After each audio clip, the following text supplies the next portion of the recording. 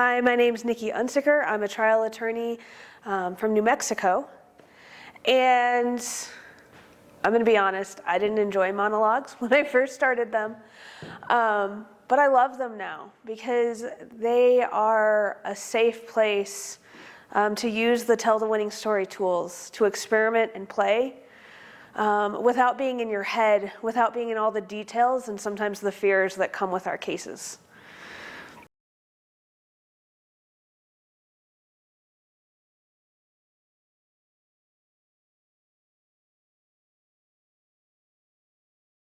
My name is Valdetta. I'm talking to someone in my prison cell. What do I want? Jeez, I just want some peace. What's getting in my way? My judgment. What changes? I remember I saved my baby.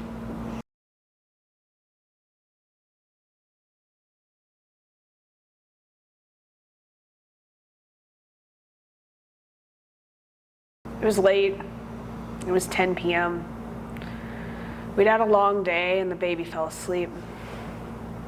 But I needed some groceries for breakfast. So, I don't know, I didn't want to wake him up. It's only 3 blocks away. And so I threw on my coat, I ran down the stairs, I walked into the grocery store and I grabbed milk and fruit and cereal. I got in line, and there was this woman in front of me fighting with the cashier. You know, in that moment, I thought about just putting it all down and leaving. But I waited.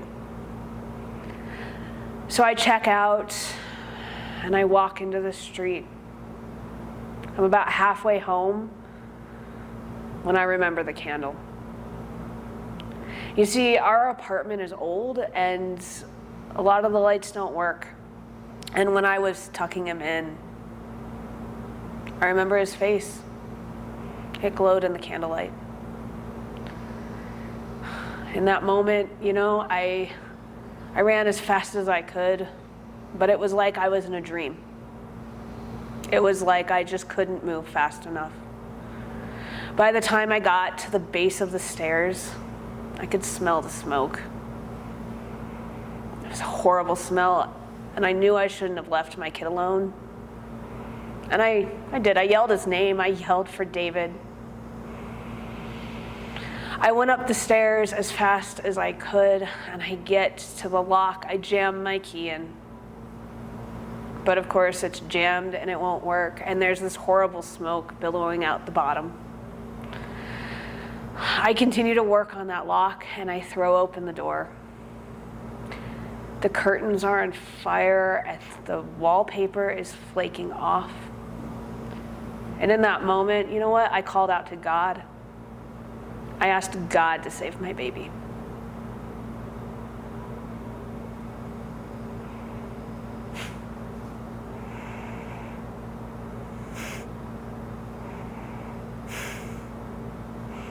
You know what? God didn't save my baby. He didn't. I did. I saved my baby. I am the one who picked up my son. And I knew he'd be okay. Anyway, the firefighters came and they put out the fire. But they also called Youth and Family Services. Youth and Family Services took my son. And I ended up here.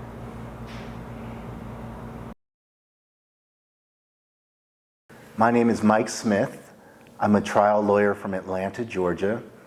I don't have much of an acting background. I think I took a drama class in like the 6th grade. It's about all I've got.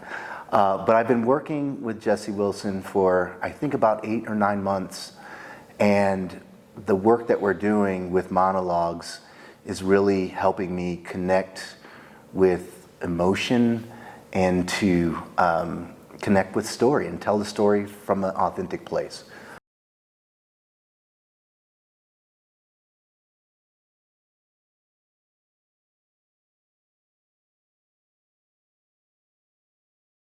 So this monologue that I'm going to be doing, it is from the fighter, the character. I am Dickie Eklund, and I'm talking to my brother Mickey. And what do I want? I want, on the surface, I want my brother, I'm his coach, so, or trainer, I'm in his corner. I want him to win the world championship in boxing, the welterweight title. I think deeper than that, if we go below the surface, I really want to tell my brother that I messed up and that I love him. What gets in the way is my pride. And what could change is that I put my pride aside and I tell my brother that I love him the way that I would do that as Dickie.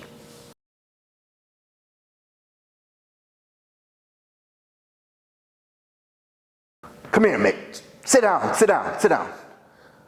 Are you like me?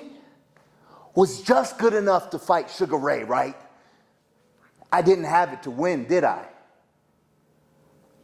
But you've got to do more out there.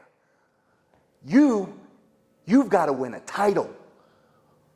For you, for me, for Lowell. This is your time, Mick. It's your time. You freaking take it.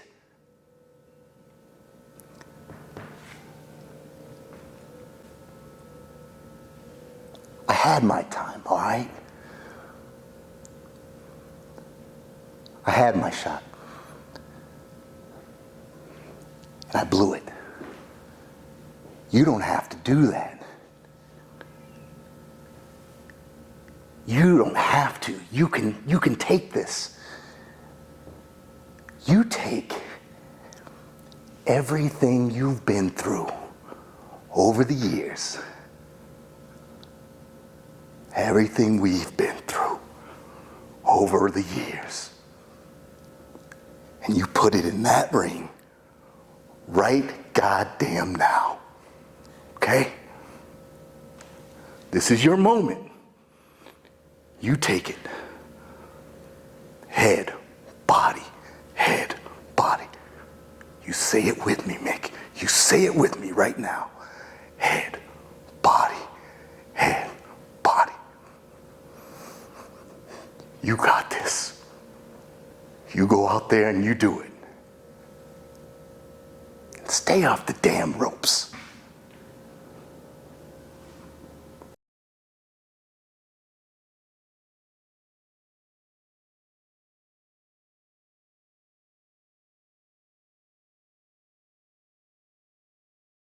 So I'm Lizzie, and I am talking to someone who wants to know me, the real me. And what do I want? I want connection. What gets in my way is my judgment especially of my story. And what changes, or what could change, is me embracing my story.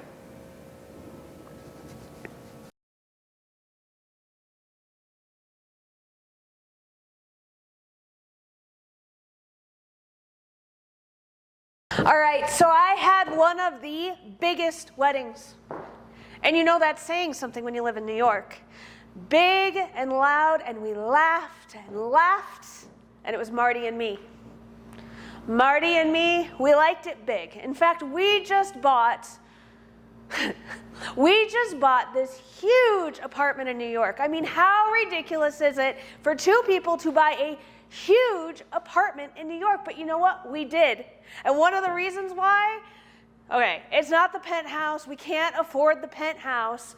But you walk in, and it's got 3 walls with windows on each one, and this balcony. That's what we needed. And so anyway, it's just the two of us, right? Right? No, we have a problem. We've been married 3 months, and I'm pregnant. Or, well, I mean, I'm probably pregnant. I mean, I talked to Marty, and I told Marty that Aunt Flo, it just didn't come, and we're like, ah! So I was most likely pregnant. Anyway, that didn't slow us down because we're still in the honeymoon phase, ladies and gentlemen. I mean, so anyway, I'm staring out this beautiful window, and you know how like New York can get gray and smoggy, but sometimes if you're really lucky, you see this like blue that's the bluest you've ever seen right before it becomes black and dark. Yeah, it was that kind of day. And I was standing there naked, right? And I'm like, hey, and Marty's like, hey, come out on the balcony. And I'm like, hey, I'm not wearing any clothes. Do you know what Marty does? Marty brings me a robe. All right, so I put on the robe, and I hold his hand, and we go out to the balcony, because, hey. No, he like gives me this little kiss, and I mean, it was kind of pretty. I look up in the window, and we see our reflection. But I'm like, hey. And so I start leaning back, and he starts leaning back, and I get a little suggestive on the railing, and then all of a sudden, we're falling through the New York skyscape. We're just falling. And I remember thinking, this is not good, and Marty's all screaming like crazy man he is, climbing up me. It's the wrong time to climb up me, by the way. So anyway, we're falling until an awning saves my life. I mean, really, it was very, very kind of that awning to save my life, except it crushed my face. That's right, this, ladies and gentlemen, is very expensive and brand new, okay? And these, same thing, completely crushed, everything. So anyway, I spent 10 months in traction. Can you imagine? 10 months just, I can't move. And like there were these people who came in and out of my room, I can't move. And then there's Marty's family, and Marty's family is so typically New York, the first thing they do is sue the building. And you know what they find out? In this expensive, giant, almost penthouse we have, they couldn't even secure the railing. No, they couldn't use the screwdrivers. No, it was just like there, not attached to anything. So when I was all sexy and yeah, not screwed in. Quite a big problem. So anyway, when I fell, Marty broke my fall. Yeah, Marty broke my fall. Marty died.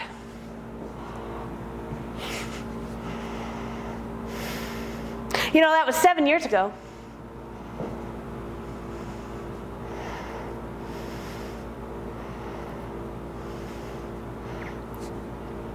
And I haven't been held.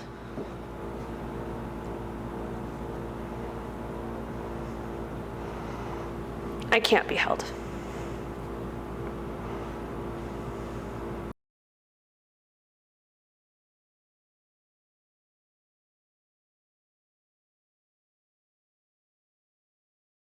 So my name is Joe, and I'm actually under the influence. I'm tweaking right now, and I'm talking to my friend David.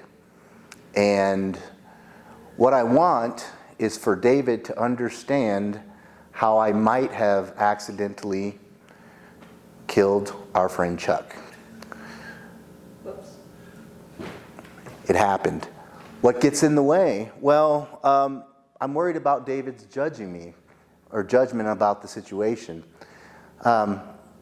What could change?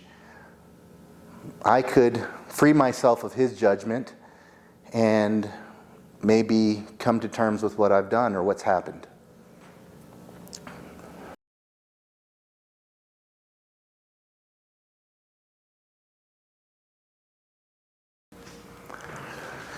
Yo, David, I gotta talk to you, man. I think I might have just killed Chuck. You know, yeah, like Big Chuck, you know? So what happened is, like, you know, we were up on the roof at this party, and it was me and Marissa. Yeah, you know, Marissa. And we're like up on the roof, just us. And we're like talking, and the conversation is like flowing, and like it was like amazing. And then all of a sudden, I don't know where it came from, like I said to her, you remind me of Sandra Bullock in that movie, you know, Love Floats. And dude, it was like magic. Who knew that those would be like the magic words? I mean, all of a sudden, she's like all over me. She's like tearing my clothes off. Dude, I'm tearing her clothes off. And it's just like crazy. And there's like, oh, dude, there's like hugging, there's kissing, dude, there's biting. And we're just there, we're like on the floor, on top of the building, and it's just, we're like ripping and we're going at it. And it's just like amazing. It's like the shingles are coming down off the roof, dude. I mean, and then all of a sudden, out of nowhere, I'm getting hit. I'm getting like beat on. I mean, like really, like, no, like wailed on. And I look up and it's freaking Chuck. And I'm like, what's up, Chuck? And Chuck is like, what's up is, you're having sex with my girl.